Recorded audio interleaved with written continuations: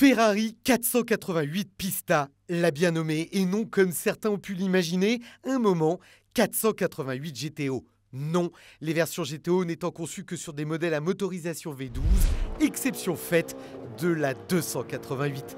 Là, il s'agit d'une habituelle série spéciale élaborée sur la base de la GTB. Elle est dotée d'un V8 biturbo qui développe désormais 720 chevaux, soit 50 de plus. Le moteur, plus léger, vient tout droit de la version de course, la Challenge, comme l'ensemble des technologies dynamiques et parfois même de la F1. Alors, il y a un nez un peu particulier, l'avant change, et notamment, effectivement, c'est très Formule 1 ça. Ouais.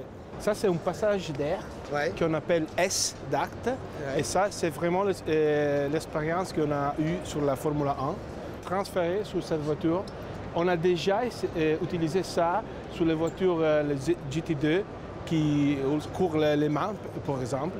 D'accord. Et on sait qu'il va balancer l'aérodynamique frontale vers l'aérodynamique à l'arrière. Ouais. Le carbone fait largement son entrée et à tous les niveaux, jusqu'aux jantes ultra légères. Je peux presque la tenir d'une main. Voilà. C'est la première fois de son histoire que Ferrari propose des jantes en carbone. C'est 45% de moins que des jantes classiques que l'on retrouve sur la 488 GTB.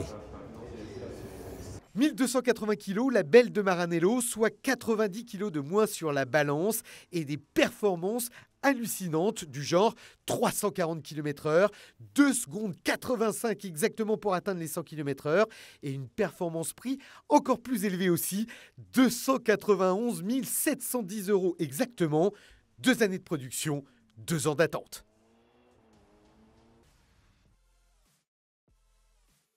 Eh, franchement, quelle merveille, non ? Ça a été un peu mon bébé 2017, la GT3, alors en version RS, avec des allures de GT2 RS, mais avec la noblesse de motorisation en plus. Imaginez, c'est encore un moteur atmosphérique. Oh, merci Porsche de conserver cette motorisation fabuleuse qui prend 9000 tours et qui aujourd'hui est portée à 520 chevaux. Et puis alors, livrée verte comme ça, waouh, génial! À couper le souffle, c'est bien ça. La toute dernière 911 à moteur atmosphérique atteint une fois de plus l'excellence en termes de performance. Un effort considérable même pour obtenir 20 chevaux de plus. Mais il y a évidemment un savoir-faire unique chez les ingénieurs de Weissach. On a une division sport qui travaille en permanence sur l'évolution, l'allègement des voitures. Donc c'est également l'utilisation de matériaux type le titane, le magnésium, le carbone. Donc c'est encore une fois des structures allégées pour avoir un poids à 1430 kg seulement pour une voiture sportive. Donc c'est tout un travail d'orfèvre qu'on retrouve dans cette voiture. Plus radicale, plus légère donc, avec son gros aileron en carbone réglable, ses appendices aérodynamiques inédits, ses roues arrière directrices revues, tout comme les suspensions.